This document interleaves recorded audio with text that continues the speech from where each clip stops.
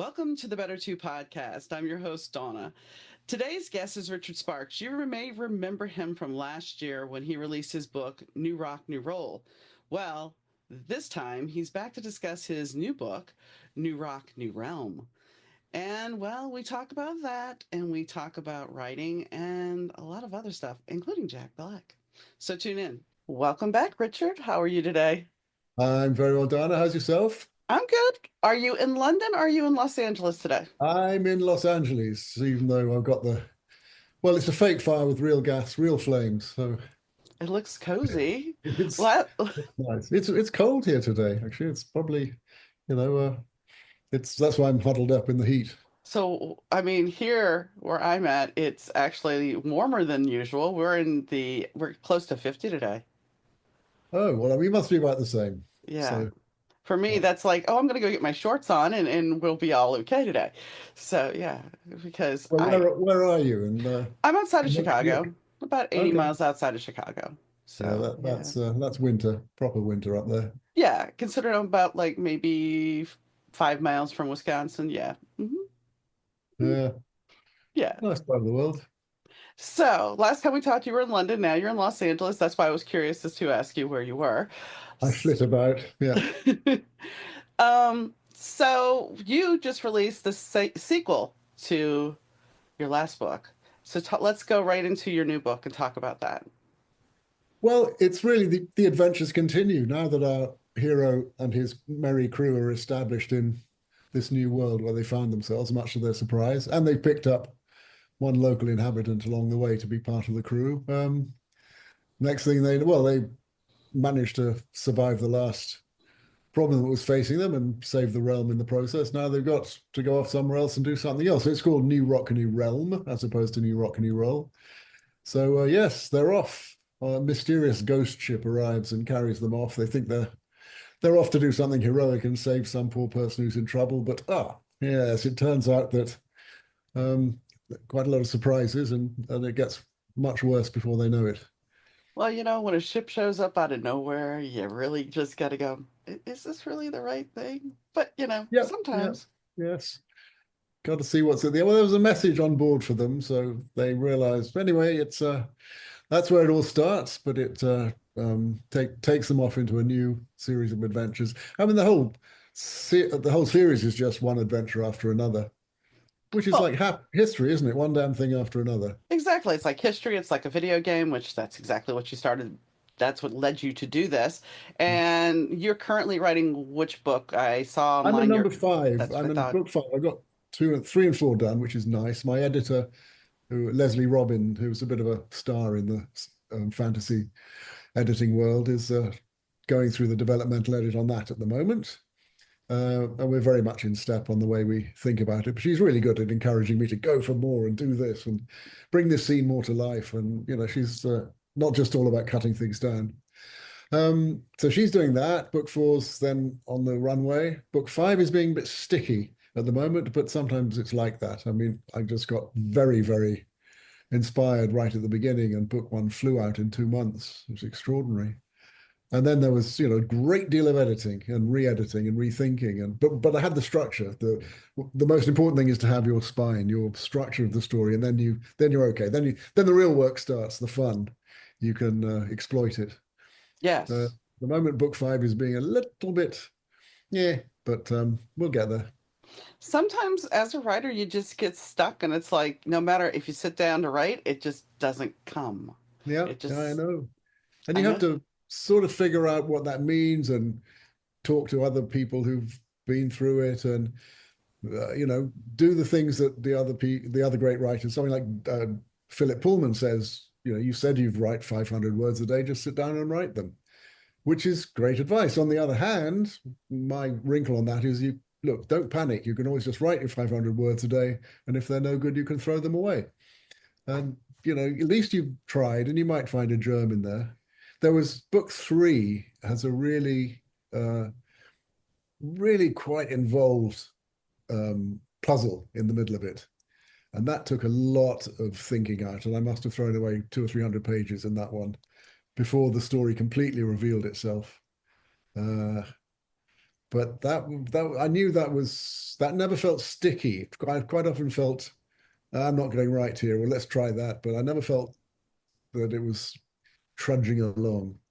Well, I have to, Which yeah, I have to ask. I mean, when you get rid of stuff, when I get rid of stuff, because I'll have my friends, my friends that started knowing when I would share my writing, they'd be like, "Well, don't throw that stuff away." I'm like, I don't. I now with being on the computer, I mean, I have a box full of my writing from the '80s when I was using a typewriter or a notebook, and now it's like I'll just move it to another file, and if I need that for another story, then I have it for another story. So, do you actually get rid of it, or do you put it somewhere else in case you need it for something else? well, it's in an earlier file. I mean, I go along. I construct my books in files of 5 chapters at a time. So each, part one is the first 5 chapters. Part two is the next. So part one, version one, will have originals in it, and part one, version two, will have changes in it. So it's all there if I need to find it. But one of the great notes on this I got when I was writing a musical in London with Albert Marr, who's a legend on Broadway. He created Man of La Mancha and Kismet. He's the creating director. And the director in musicals is the person that everyone reports to, the lyricist, the book writer, the musician. Everyone reports to the director, and he builds the show, which I didn't know, but I learned from working with Albie.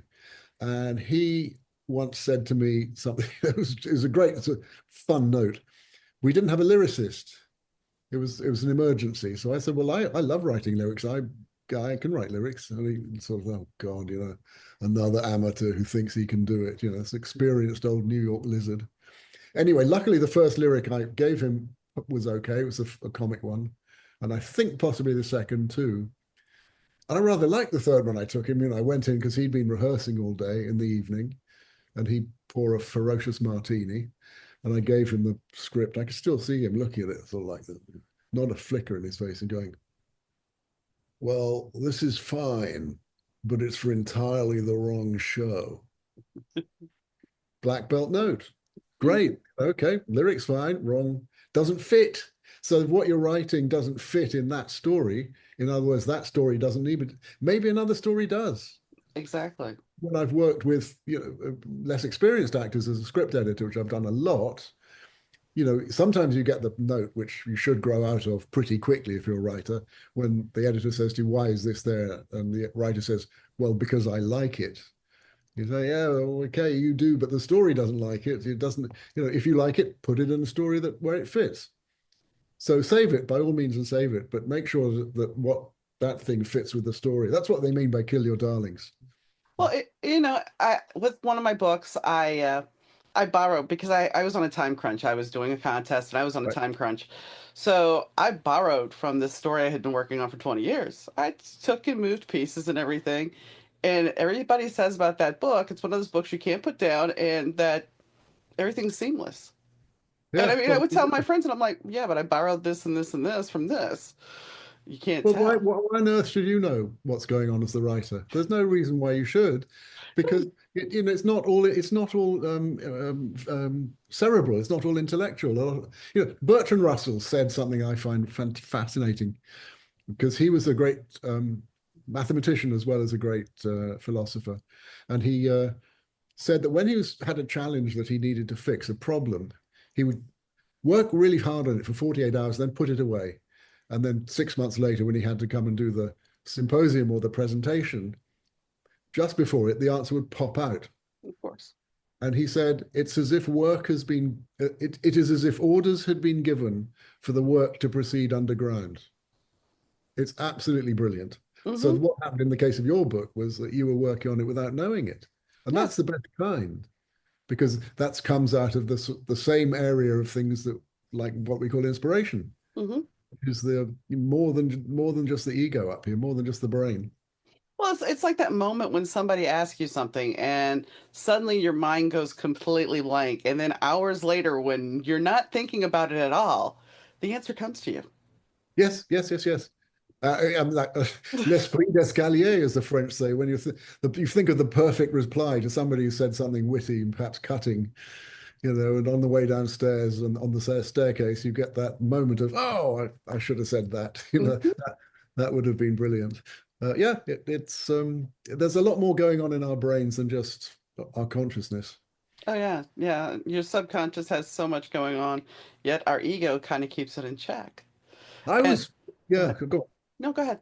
Well, I was fascinated to learn something quite recently about the fact that not everything that is what we think of ourselves is stored in the brain. It's stored in other organs. Mm-hmm. And there's a thing called organ, and somebody ought to write this as a horror story or as a science fiction thing. There's a thing called organ memory, where Mm-hmm. people who've had organs transplanted into them change personality in some way.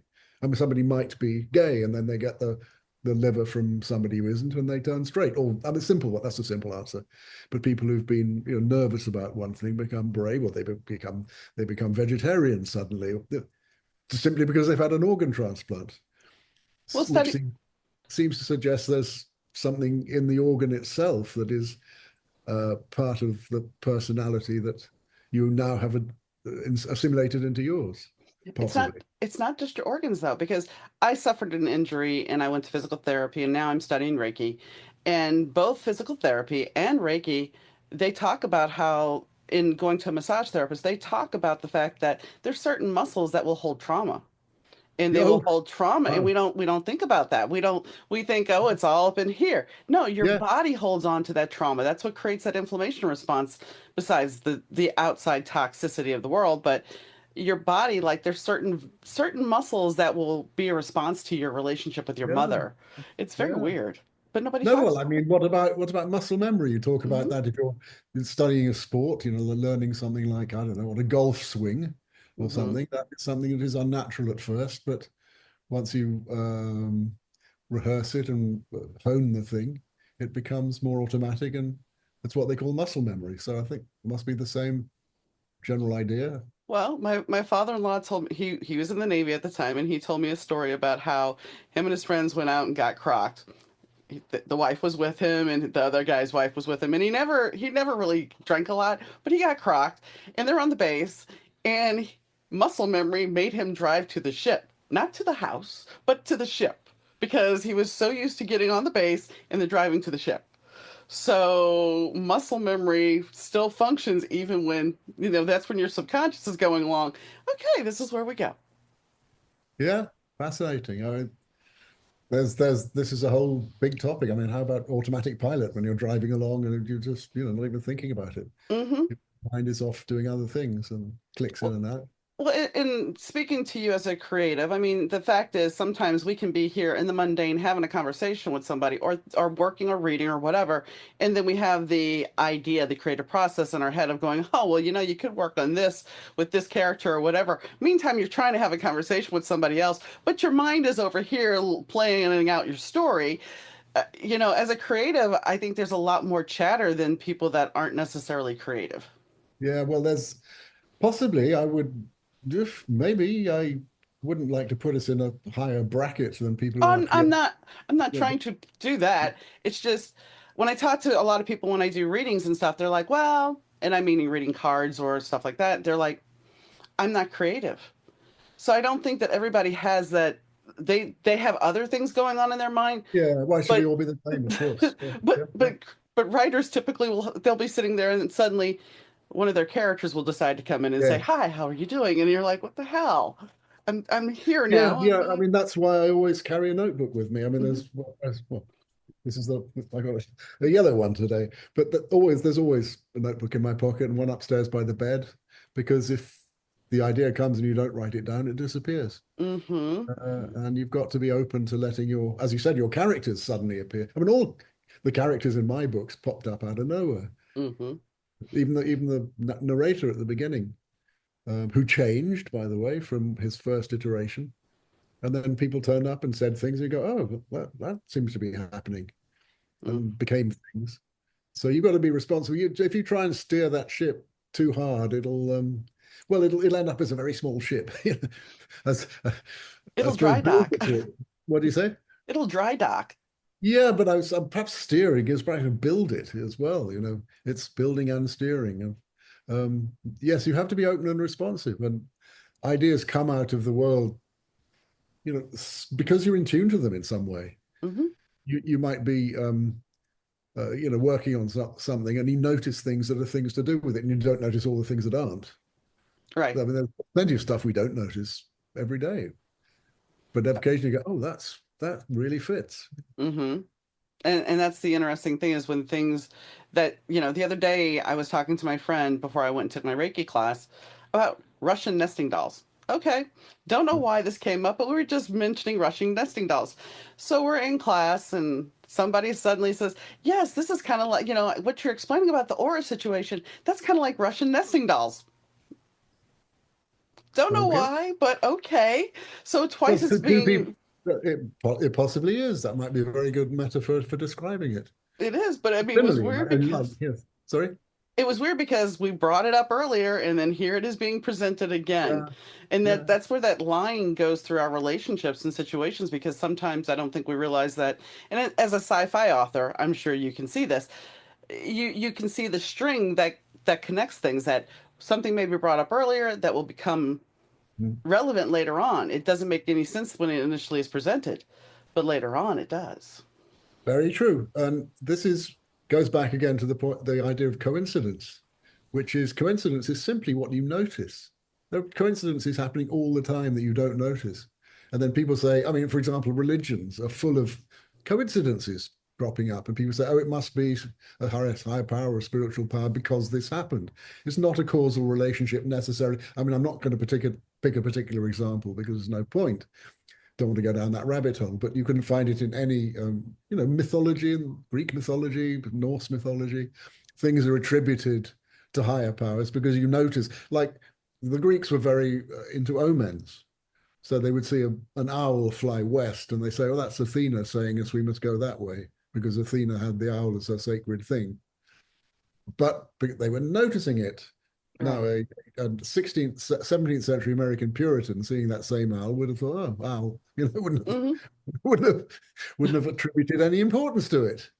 So it's what we read into situations that makes coincidences this big thing that people tend to possibly exaggerate or at least definitely notice and pay attention to. I agree. I agree.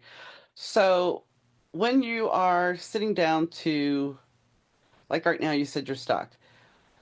After book five, since it's becoming a process where it's coming a little bit harder to you to write, is there a book six planned or is this going to be the last book of the series?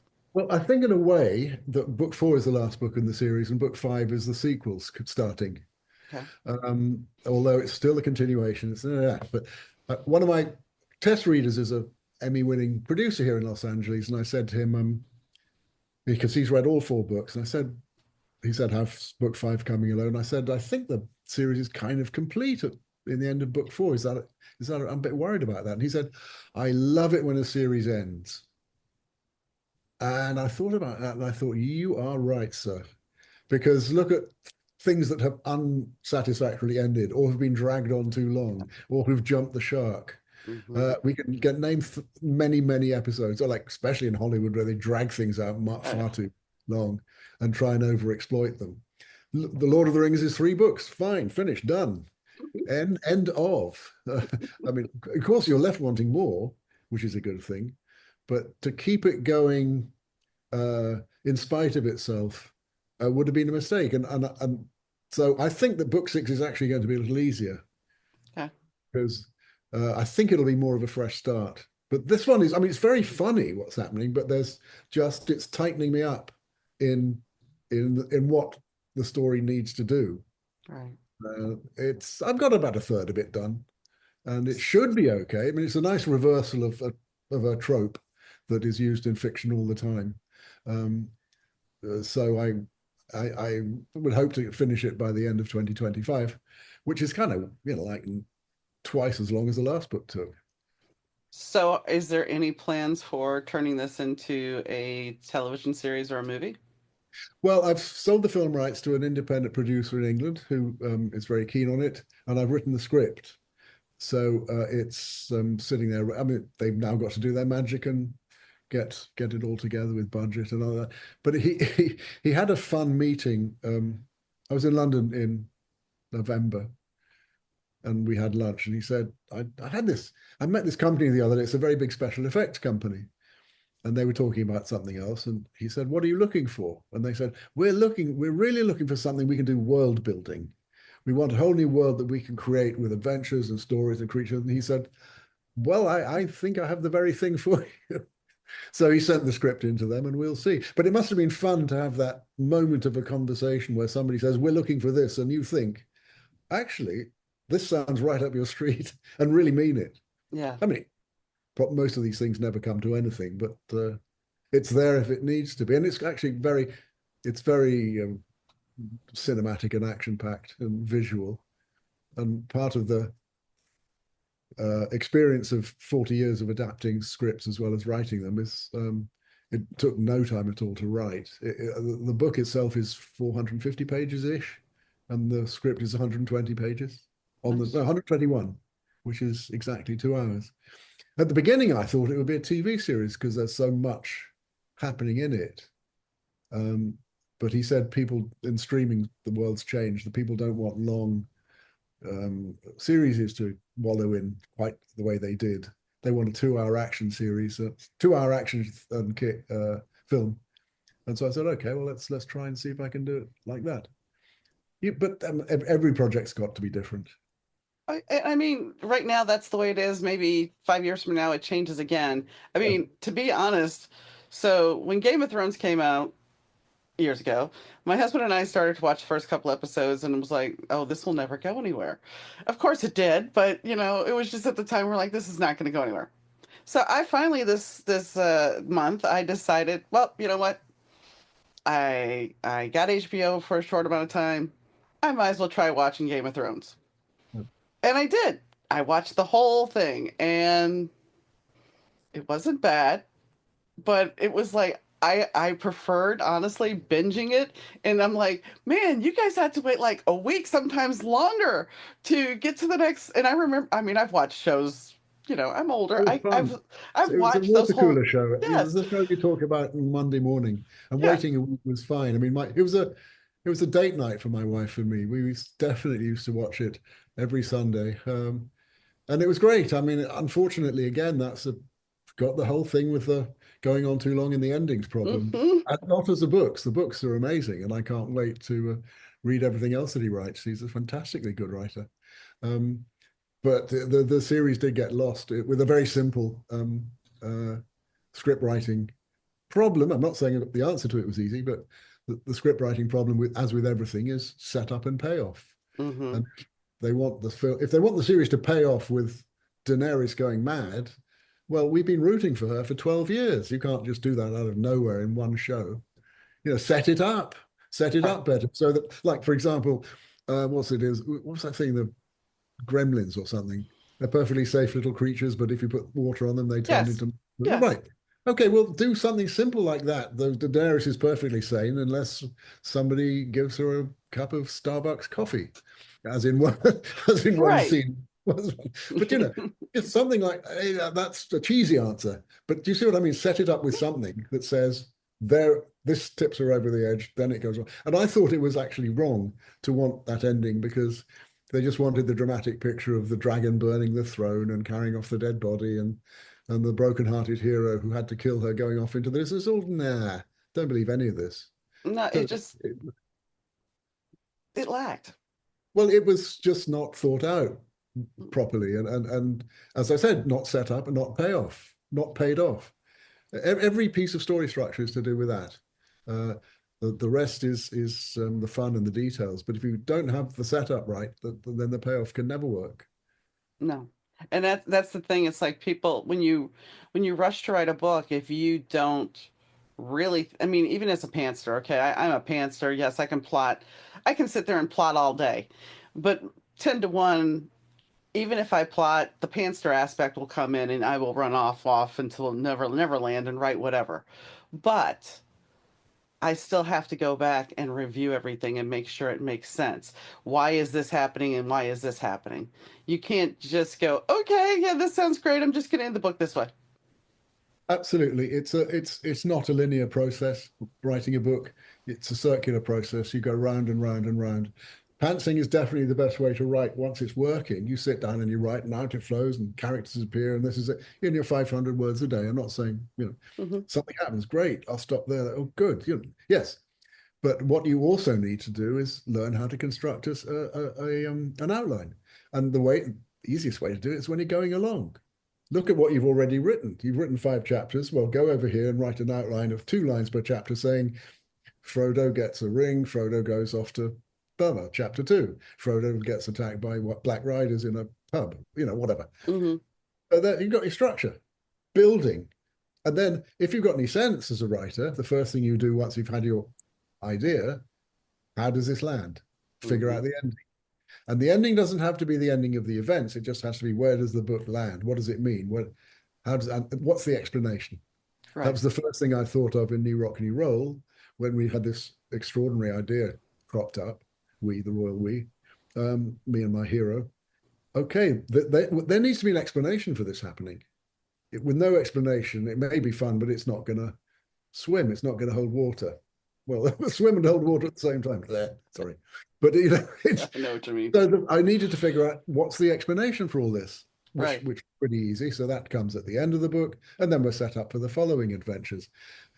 But once you've got that ending, that where it lands, then you've got 400 pages to play with yourself, if you see what I mean. You can Hmm. go in any direction, backwards, forwards, set up your traps, your red herrings, send the audience off. Yes, the answer's over there. Off we go. And at the end, they go, oh, of course. Yeah, you got me. Hmm. And they love that. They love being surprised. And It's, they go, oh, yeah, now it all makes sense. But they trust you. If they trust the author's voice as you go along, then that armchair ride is really satisfactory. And in the good adventure books that I've read, you're just off in heaven. And it's very important for the writer to do all the work so that the reader doesn't have to do any except just enjoy themselves. and that's the same whether it be books or TV, because as a writer, I have that problem of I have figured out what's coming, where it's this is going, and how it's going to play out, and then you're sitting there going, and I would sit there with my husband when he was alive, and it was like, yeah, this is he's the killer, and he's like, how do you know that? I'm like, because this, and this. Well, you have to know. I mean, this is the very best example you could possibly give a writer is if you are a writer of a whodunit, you've got to know the killer long before the audience does.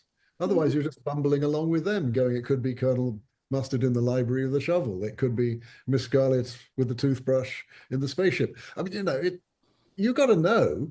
Then Mhm. you set up your red herrings and you fool your audience. I mean, Agatha Christie, God bless her, was a tremendous cheat in a lot of her writings. That's her plotting, but she's still. I mean, everything still works. But you just set it up, pay it off, figure out what you're doing, and then.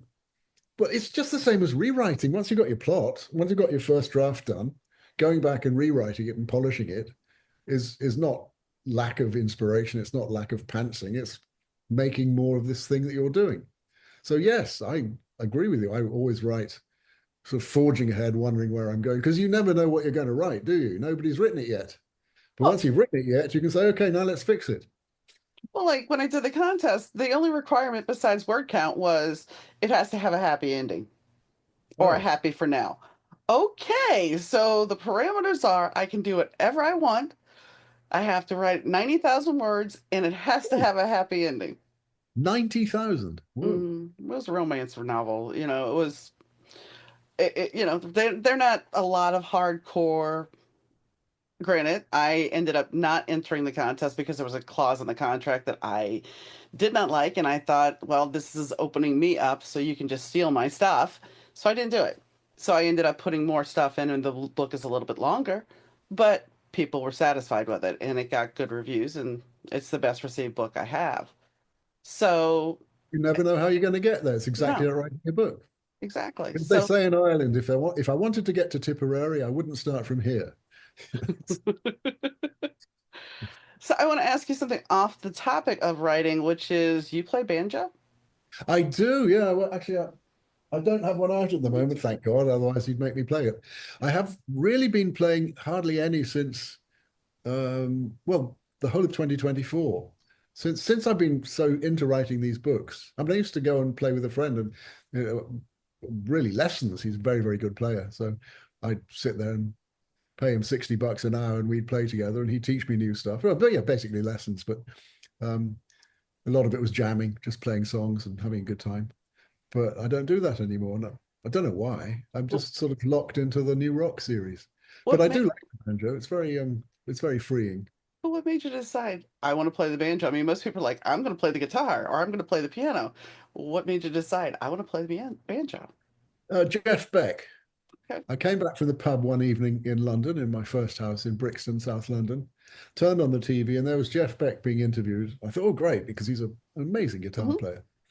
And this was, early 70s, no, late 70s, early 80s, maybe. And somebody said to him, it was a really kind of flattering interview, and it was getting a little bit oily for me. And the interviewer said, "So you've done everything, Jeff. What's next for you?" And Jeff said, "Well, I don't know, the banjo." And it's a joke. He was putting the banjo down, and I thought, when I remember Bonnie and Clyde, I remember that Foggy Mountain breakdown. That doesn't sound easy. This was a little patronizing of him. So, and then the next day I was going for my daily run around Clapham Common, and there was a junk shop in those days on the corner, and there was a banjo hanging in it. So I thought, aha, like you were saying, what was your example earlier? Russian nesting dolls. Yeah, yeah. Okay. So I thought, oh, right. Yeah, why not? And I just got married, and the married man needs a hobby. So I went back a couple of days later, and it had gone. So I said, oh, what else have you got? And he said, well, I got a bagpipe chaunter. So I picked up the bagpipe chaunter, went home and played that for a bit, and got some frosty looks from my new wife, and basically thought, this isn't for me. I'd played the trumpet before. I don't like blowing instruments. I'd rather be able to play with my fingers. So I went back to the shop and said, no, this isn't for me. And where would I buy a banjo? And he said, you need to go to a shop in London called All Bang and Strum It, believe it or not. It's All Bang and Strum It. So I went to All Bang and Strum It. They didn't have any. And they said, oh, you need to go to John Alvey Turner. So I went up these flights of stairs in Bloomsbury, and there was a room at the top, and I opened, and there's walls of musical instruments, very small place. And shut the door behind. There's a poster of Billy Connolly on the door, who's a friend or acquaintance in the banjo world now, and be a hero of mine. He's a great comic writer and performer. There's nobody in the room, and then you know those plastic curtains that used to hang in Chinese restaurants. Hmm. They sort of parted, and a bearded face shoved itself out and said, "Can I help you?" And I said, "I'm thinking of taking up the banjo." And he said, "What a sensible fellow!" And that thought I was in. So I bought a book, took it home, studied it, thought I can do this, and went back next week and bought my first banjo, and have been getting worse at it ever since. And I saw that you had your banjo and Jack Black had a guitar.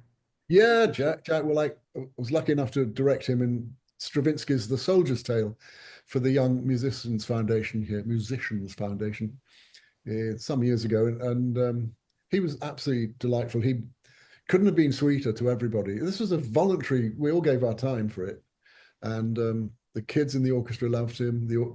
He would have selfies with everyone.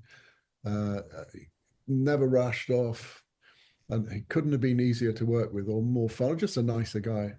And he just happened to be in this very room as we were taking a break from rehearsals when Michael Lerner, who was, I think he got an Oscar nomination for Barton Fink playing the MGM boss type character. He was the third person. He's playing the devil.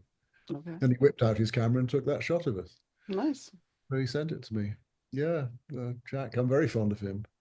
He's a remarkable man. And he has good comedic timing, and I'm sure that part of the whole wild man thing is a persona. And I mean, I'm sure he has a little bit of a hyperactive quality, but I'm also sure that sometimes the over the top is that persona. I think he's actually quite a lot more adaptable as an actor than people realize. He played a sort of fake, uh, creepy funeral director in one film, rather straight. Can't remember what it was, which was very good performance. So he's not just a clown. I mean, his mum is a physicist, very eminent, Okay. with some kind of astrophysics or space physics or something. I've talked. Well, she was there in rehearsals, so I got to chat with her a bit. So he's very bright, Um, I yeah, but the thing is, he loves to be a clown, and Right. his first love is music. He'd much rather be a music star than an actor. I think he may have even gone back to that. Um, He did. He did yeah, recently. He was on tour sometime earlier this year. yeah, Excuse me. yeah. My He's, friend, he's he's he's a good one. He's a good guy. I'm sure my friend and I were watching Love Actually, and she had seen it before I had, and she's like, when Rowan Atkinson's come on, she's like, and you're talking to Richard this week, and I'm like, Yeah. yes, yes, I am, because she had remembered the story, and he was more subdued in that role, but it was still him. Again, Rowan. Well, apart from the fact that Rowan is blisteringly original, great talent of our time, he's actually quite a lot more. Uh, he's less range bound than he might appear. I mean, I was talking with John Lloyd in London last month, who produced Blackadder and Spitting Image and Not the 9 O'Clock News, which was Rowan's big start. Um, and he was talking about how, sometimes Rowan goes like too far in something. He said, Man versus Bee is just Rowan pulling faces for 20 minutes. I haven't seen it, but when Rowan's fits the part and fits the job and stuff, there's nobody like him. Mm-mm. One of our contemporaries at the beginning, when Rowan was still a student, people were saying this is the new Peter Sellers. And my friend Peter Wilson, who I used to do comic sketches with as a student, said, I think Rowan's had a more distinguished career than Peter Sellers. If you look at the variety, especially with Maigret recently, it's a Yeah. serious part. Um, no, he's a generational talent. Hey, And yeah, well, he was, yeah, come on. no, go ahead. No, I just, he can be subdued, I, I, as was- in, I, I was just gonna say about Peter Sellers. I mean, I know who Peter Sellers was, but I'm thinking that past my generation, I don't think a lot of people do because he died when I was younger.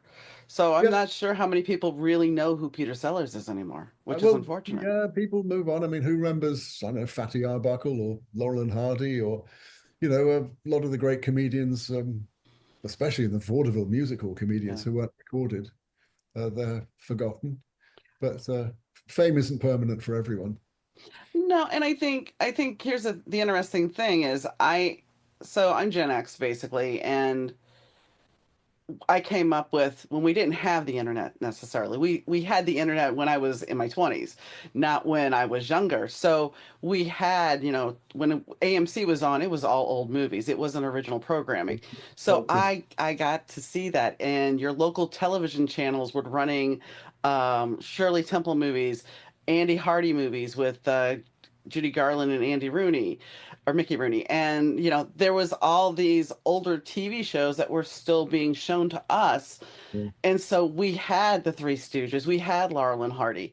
Where Yeah. now, because we have so much content, that gets lost. Yeah, you're very right about that. I mean, people tend to consume things in smaller bites now rather than, for example, get into, oh, wow. We didn't have, what's that, Get Smart in England when I was growing up. Hmm. So I saw it, a generation later on TV when I moved over here. And I couldn't believe what fun it was. Hmm. But I doubt if anyone now would necessarily sit through the whole of Get Smart just by accident, the No. way we did. No, I think we were lucky not to have the internet. I think it's Neil deGrasse Tyson is of the opinion that we'll all get bored of the internet because most of the stuff up there is just fake. It's just rubbish. And he says we're going to grow out of it. Well, he's a very wise man, so I hope he's right.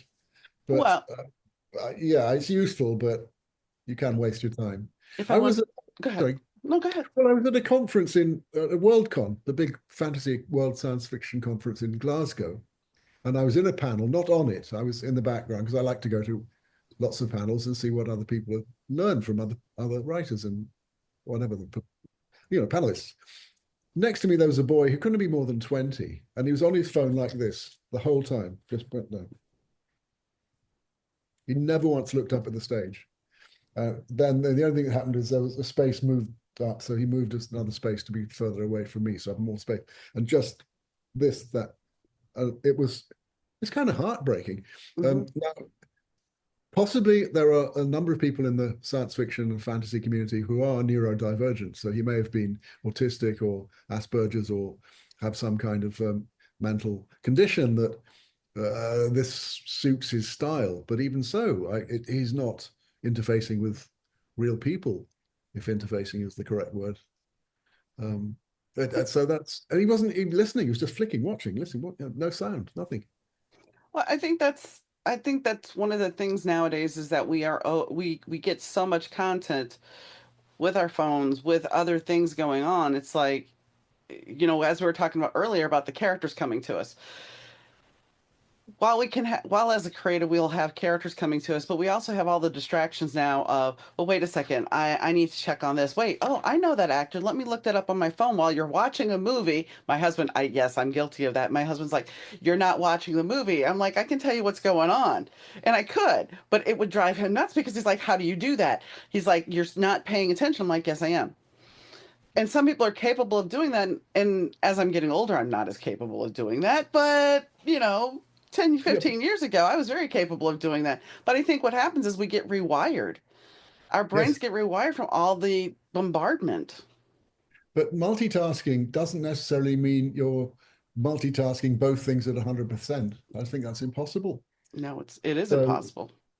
for example, it's like difficult works of literature. I studied literature at university, and some of the things I had to read were a struggle, difficult, especially if they were in Anglo-Saxon, Old English, and you have to kind of learn a vaguely new language. Or if you're comparing with European literature and you want to consult the originals, and my French is not that good and my German's adequate was then, so you're having to work to read. It's rewarding. Now I don't work to read. I only read stuff that is no work, where the writer's done all the hard work. That's possibly because I'm older and I'm not doing it for a degree, but I think it's also because I believe that the writer should do all the work. And once you make the reader trust you and you take them on a ride, that's the best thing you can do for them. That's the reward for their $20. Oh, yeah. Mm. And I think that's even with a movie. It's like I watched a movie yesterday with Liam Neeson, and Liam Neeson's movies, they're somewhat predictable at times. We're not going to say they're not, but this movie was it just didn't work. It was, while it should have been good, it wasn't. And it was basically his Taken movies, but not Taken. And he was stuck in a car and he couldn't get out of the car because of a bomb. Oh And dear. and his family's in the car, his kids are in the car, and whoever did the lighting and the makeup did no favors to him, and it didn't work because it seemed contrived. It didn't Too seem high concept. legit. Yeah. Well, it worked with the Keanu Reeves film, didn't it? Keanu, whatever he is, Yes. with Sandra Bullock, was it? Yeah, Where they were stuck speed. in a bus that had to go at a certain speed. hmm But yeah, sometimes these high concepts don't have the strength to carry the weight for 4 hours. But on predictable Liam Neeson movies, I cannot predict what Naked Gun's going to be like with him in the Leslie Nielsen part. No, I think no. I think it'll be hysterical. It should be I pretty funny. because have you seen his little short films he makes for his Mm-mm. audition to be Santa Claus? No. Oh, it's great. He's auditioning to be a mall Santa, I'll have and to he's look reading it the script. And the director's saying, "Well, you're not doing this." He said, "We are, but they've been naughty, so they need to be punished." And so it's just he does it beautifully. Do watch it. I It's will only check that five out. minutes. You can concentrate on five minutes. I'm sure you've got 5 minutes in you. I have longer attention span than 5 minutes. I try to TikTok gets on my nerves because it's like it's addictive, and I can see the addiction there where you can just get stuck doom scrolling, and it's like I don't want to do that. So I've never I never I, tried it. I don't I really never. get on it because of that, because I know that that's what it just turns into. It's like I don't want to do that. One movie, and this is not Liam Neeson, it's Gerard Butler, is Law Abiding Citizen. It's an older movie, but there was enough twists and turns in it to make you stop and go, wait a second, like Primal Fear and Richard Gere. Those movies that make you think I enjoy because it's that escape, it's that ride you're on. Yeah, look, when I say the writer should do all the work for you, I don't mean that you do nothing. I You know. you get absorbed in it. I mean, one of the things that are fun in games, role-playing games, is the puzzles you come up against, the problems you've got to solve. You've got to figure out how to get out of this or how to work the magic doors or whatever. In a book, you can do the same. You can set puzzles for people. And I give mysterious verses and stuff. that go on, and then you think, oh, well, the answer is obviously there. As the reader, I wonder what that means. I can see what it says, and I trust that the hero is going to figure it out. Or you can, and then you go along and you develop bits and bits and bits, and that's definitely absorbs the mind, Oh, yeah. and that's what I love in a book when you get something that gives you a, whoa, yeah, I can see that. Like Ready Player One. Did you read that book? No, I did not. The book is excellent. The film was dreadful. That had nothing to do with the book. Sad to say. Yeah, it's a perfectly good film, I suppose. But because I was a big fan of the original book, I thought, well, there's nothing to do with. They've got nothing in common except the title. But the thing about it is, it's so well structured. You have to, three hidden keys open three secret gates. Okay, I've got to find three keys and three gates, and the challenge, and Mm-hmm. and you also had to go back to understand 80s culture in order to solve what was happening in 2040. So it's really, really nicely plotted. But you had puzzles to work out. You go, oh, what does this mean? Here's the next, here's the next mysterious verse that you discover after the first bit has been solved. Oh, okay. How does this work out? And you look and think, and well, what could that possibly mean? At the same time as the hero's thinking, what could this possibly mean? And together you find out eventually. That's Well, fun. All one of the earliest games that I really liked playing was Zelda, because that. yes, you were on a quest and you had to solve puzzles, and it Yeah. was all those little pieces. But So that was kind of important. especially with you writing whodunits, Mm-hmm. exactly And what it is. and I was going to say one thing, because we were talking about this earlier about how TV series versus movie, and the Interview with a Vampire.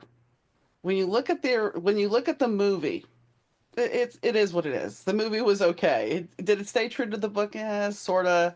Or to be better than Ready Player One did. Yes, yes. And the firm stayed somewhat true to the book, but not completely. And I was a little disappointed, but like you. But so, Interview with a Vampire, the movie, it was pretty good. But I like what they've done with the series, and yes, they've taken some liberties with the series, but it's given it a different feel. It's given it a more modern feel, Interesting. I haven't. and Is it who's in it? What's it on? it's on AMC, and Right. it's out for 2 seasons now. And they play different tropes. And what's interesting is, so in the original book, you have, the in the movie, you have Charlie or Christian Slater sitting there, being the reporter, taking the notes, having the story. However, in this series, it's set in modern times, Right. but they show Louis sitting down with the same reporter back in the 70s. Okay. 1870s, No, 1970s. 1970s, the 1970s. So Oh, you know that they had this connection, but that came more in season two. So it kind of moves around in a lot of moving pieces, and there's more detail.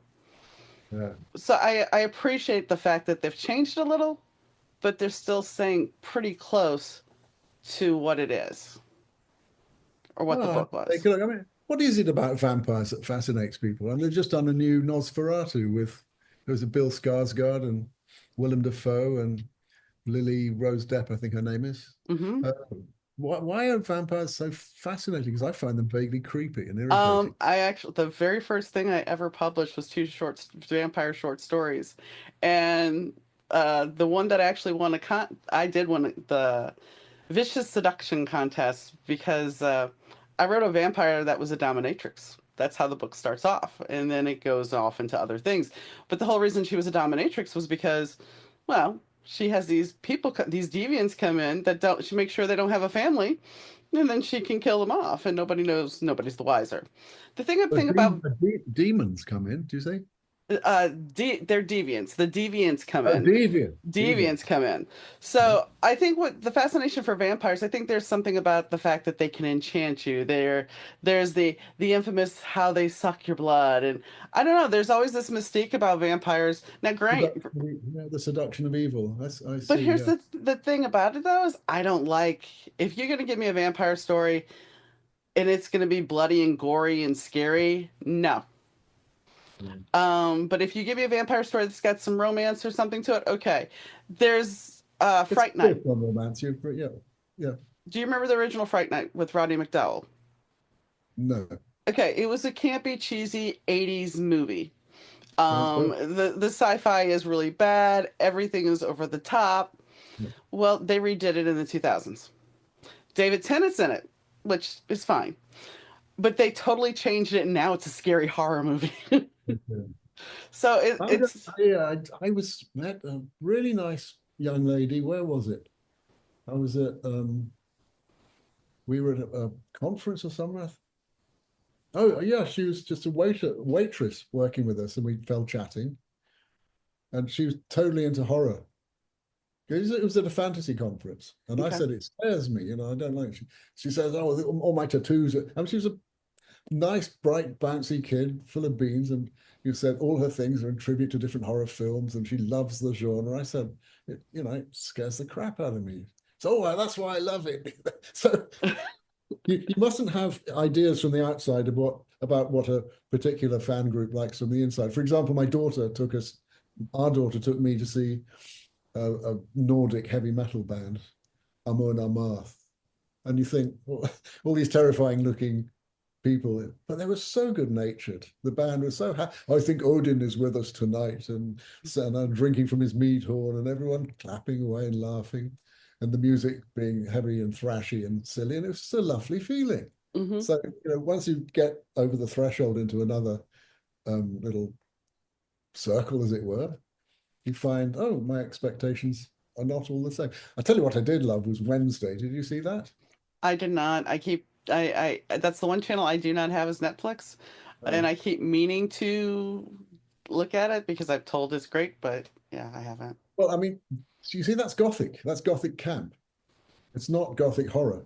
So Right. they take the tropes of the Addams family. Wednesday, the awkward little girl from that goes off to boarding school, and it's the Edgar Allan, what's the not the Nevermore Academy, which is a Gothic pile in obviously up in New England. Actually, it's rebuilt in Romania, but don't tell anyone.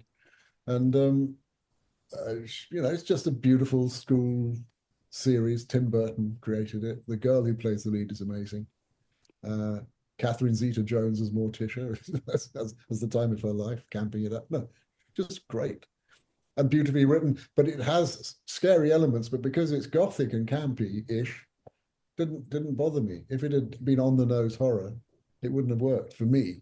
No, I get where you're at because my husband would watch Walking Dead, and that was the one thing about Game of Thrones with all the zombies. Basically, I'm like, if I wanted to watch zombies, I would have watched Walking Dead. I don't like zombies, not my thing. However, you give me Shaun of the Dead or Zombieland, where you have some comedy with it, sure, But I'll watch it all day long. But that's what good writing is. It's light and shade. The Hmm. cross-hatching of the comedy with the camp, with the scariness, gives you three Hmm. dimensions. If you just do it straight on the nose, you just got one thing. That'll appeal to the hardcore fans, but to the rest of us, there's something missing. That's why Hitchcock was so good. He'd give you comedy and then terror. He'd Hmm. scare the crap out of you, then give you a laugh and a time to recover. And then he'd do it again. He knew enough not to cry, scare and scare and scare, because that's the law of diminishing returns. You have to have variety. Well, and I want to say one thing. Okay, every this movie is very old, and it's everybody knows now, and it's just ridiculous. But Blair Witch Project. Okay, I don't like horror. I went to dinner with one of my friends, and she's like, "Let's go to the midnight show." I'm like, "I don't want to go see this movie." She's like, "No, we're gonna go see it." I'm like, "I really don't want to go see it." She's like, "Oh, come on." So I did. I acquiesced, and I said, "Okay, I'll go see it." I sat there most of the movie like this, trying to cover my eyes. Okay. That's me. Yeah. And then yeah, I see the eyeballs that are there, and I'm like, okay. And then I didn't really watch the whole movie. So yeah, my after the eyeballs, that was it. I was just done. I didn't see it for the same reason. I'm just not interested in being frightened. But the thing is, and this is what I will attribute what they did because they never showed you. And I lived not too far. You had to drive through the woods to get to my house, or a forest preserve. Is because they didn't show you what happened and because I didn't watch it. I had nightmares that night. I literally had nightmares of something coming after me that I couldn't place because that was placed in my head. this is why I stay away from horror. Thank you, film. That's what you paid your $15 for, or whatever it was, to have a miserable night's sleep. No, Yeah, not for me. no, I don't do that anymore. It's not my thing. It's not my bag. But why Um, should we all be the same? Why should we all have the same tastes? I mean, no. part of the film, fun of seeing any film is going with your mates, and then you all go to the pub afterwards and argue about it. And it's amazing how often you've seen different films and you have different opinions about it. And uh, yeah, that's who we are. We're all different, Well, and and it's like your book will appeal to a lot of people, and then some people won't get your book. But it's like when I try to explain to people that don't really have a background in video games, it's like life is really like a video game. You get to the big boss, you think, okay, I've overcome all this, life is good. Oh no, wait a second, we got some more stuff for you, and then you're gonna have to face a big boss again. And people that have never played a video game in their life have no concept of what I'm talking about. But well, it's all built on the same culture. I mean, video gamers didn't invent the world from nothing. They no, reinterpreted it with their amazing designs and with their characters and with everything they've given us that has been so great, that has certainly inspired me to move away from video games and write narrative. It's we're all plowing the same fields that they were plowing back Beowulf and A Thousand and One Nights and Gilgamesh, all throughout our combined cultural history, yeah. and much of which is fantasy fiction, by the way. Uh, you know, those three I mentioned, for example. Mm-hmm. Beowulf has a dragon and a hoard of gold and orcs. Yeah, it's we're all planning. We're all products of the others. I was once in the room with Charles Aznavour, and someone asked him what his influences were, and he said, "We're all. It is impossible for anyone to emerge fully formed from the forest. We're all products of the others." I thought that was just very It's true. insightful. It's very true. So, is there anything that we have not discussed that you would like to add? No, I mean, not really. I could go on forever. It's been very nice the way that this fantasy and speculative fiction uh, community have taken to the books. It's been really nice. I know it's just bad form to quote your reviews, but there was a sci-fi reviewer and an author himself who coined a new term for my books. He said they're fantasy. Nice. Because of my background in comedy writing, he thought when he read, he thought it was going to be like a spoof or taking the Mickey out of it. And he said nothing could be further from the truth. They're proper adventures, but a lot of fun happens along the way that you laugh out loud, and then you're off having the adventures again. So um, no, so fantasy. It's been just very nice to get all this feedback from our group. When you go to the conventions and people tell you how much they enjoyed it, it's really you can't thank people enough for that feedback. No. And I think that's what people don't understand about reviews. They're like, reviews are not for authors. Reviews are for authors though in a way because it teaches how to become better writers, and it teaches us that the people that actually want to read our stuff. Yeah, and I've had some wonderfully bad reviews in my time for things I've written, some of which I'm happy to quote some if you like, but that you just got to say, well, if you're prepared to put your nose over the parapet, like our daughter there, that's an artwork by my wife. I think I was on the day of her prom with a haircut. Yeah, she had a fancy haircut Okay. done. And then Jenny laid her on the ground and took that photograph and did it. But if you get your nose over the parapet, if you're prepared to put your head above there, just be prepared you're going to be shot at. Yeah, People are going to throw coconuts as well as roses. And it's often because they might not read very well, or it's often because whatever you've written is dreadful. Uh, you just got to be prepared to take whatever comes your way. And if exactly. it's going to put you off, well, then probably the world has been saved another bad book by another mediocre writer. It's possibly. I thank you, Richard. Well, thank you, Dawn. It's been fun. I always like talking to Richard. Yes, this is the second time, so it's not like it's a lot of times, but last year after the interview, we had tentatively talked about him coming back this year. And well, he did. And I have to say that it did not disappoint. And we have tentatively talked about when the next book comes out, he'll be back. So I hope you guys enjoy his tales. And if you're a writer, you understand that there's a process. And if you're not, that's okay too. But I think the conversation overall, when we're talking about different things, it just it's a conversation, and that's one of the things that makes this job great, is because you get to talk to people out of different realms and different about different things. Would you imagine that, yes, both of us really hate horror flicks? Well, give us some comedy with it and it's okay, but that doesn't knock anything else. That the person that loves horror, the person that loves a romance novel, the person that loves, you know, anything that isn't necessarily what you like, this opens you up. This branches you into a whole new world. I remember when I got together with my husband absolutely loves Smallville, and I never watched it. Did not didn't watch it, didn't care to watch it. And it wasn't that I didn't like superheroes, it was just not my thing. So, of course, when you start to become coupled and you start hanging out, and you know, he wanted to watch Smallville and I got into watching Smallville, and Michael Rosenbaum as Lex Luthor was awesome, and I enjoyed it. And so it was something that it was a gift that he gave me. Now, as we talked about when it was Walking Dead, I'm going to go right. I'm going to go do something else because I don't want all that. So there's certain things that when we're with the partner, when we're with friends, we will share with. I've never seen Love Actually. My friend, we were celebrating Christmas, and they're like, "You need to watch this movie." She had been telling me that I need to see it for a while, and I'm just like, "Okay, yeah, yeah, yeah." And I made her watch something that she didn't particularly want to watch either, but she enjoyed it. I enjoyed it, and that's the joy of expanding horizons. And I think we've lost a little bit of that with the instantaneous 15-minute or 5-minute reels, because you don't have the cooler talk of, did you see that? Because we have so much content, we're not forced to all watch the same thing. Now, mind you, there are still some shows that get that traction and that build up, but it's all a process now of finding those little nuggets and connecting with your friends so you can share those moments, you can share those things. So I would recommend going out and getting Richard's books, because I think they're good.